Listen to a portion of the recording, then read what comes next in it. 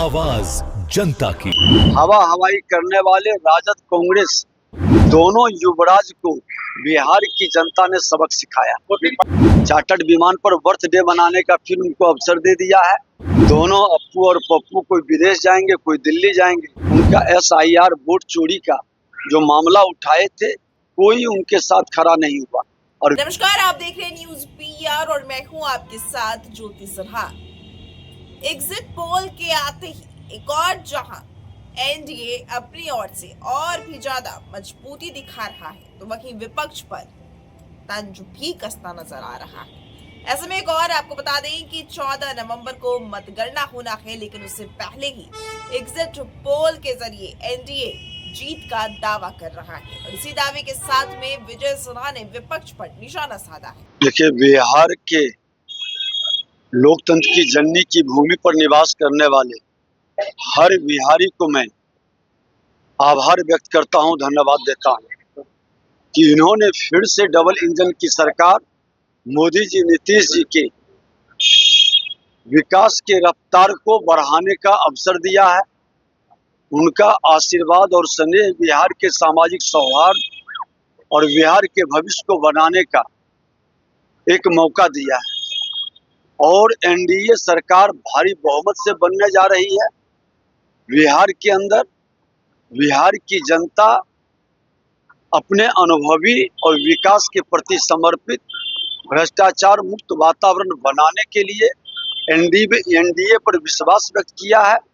लेकिन डपोर संखी घोषणाएं हवा हवाई करने वाले राजद कांग्रेस दोनों युवराज को बिहार की जनता ने सबक सिखाया। 14 तारीख, अब तो ज्यादा समय है नहीं, परसों ही परिणाम सामने आएगा तो लोग स्वीकार करेंगे।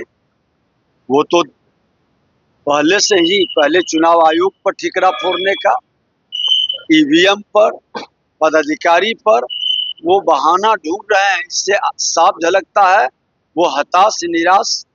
और बिहार की जनता ने चार्टर्ड विमान पर बर्थडे मनाने का फिर उनको अवसर दे दिया है। दोनों अप्पू और पप्पू कोई विदेश जाएंगे, कोई दिल्ली जाएंगे, फिर बिहार से उनको कोई मतलब नहीं रह पाएगा। वोटिंग प्रतिशत में बढ़ोतरी हुई है सर, महिला युवा बढ़ चढ़कर मतदान किए हैं, तो क्या कहेंगे? देखिए, ये लोकतंत्र में बिहार की जनताओं का जो विश्वास है, पूरे देश के लिए एक उदाहरण पेश किया है और इस तरह से हर मतदाता को भागीदारी करनी चाहिए।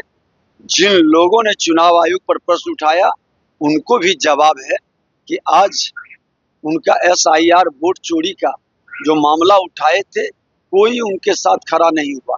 और बिहार की जनता लोकतंत्र के इस महापर्व में पूरी पारदर्शिता और शुद्धता, पवित्रता, ईमानदारी के साथ चुनाव आयोग के साथ खड़ा रहा और भागीदारी किया है।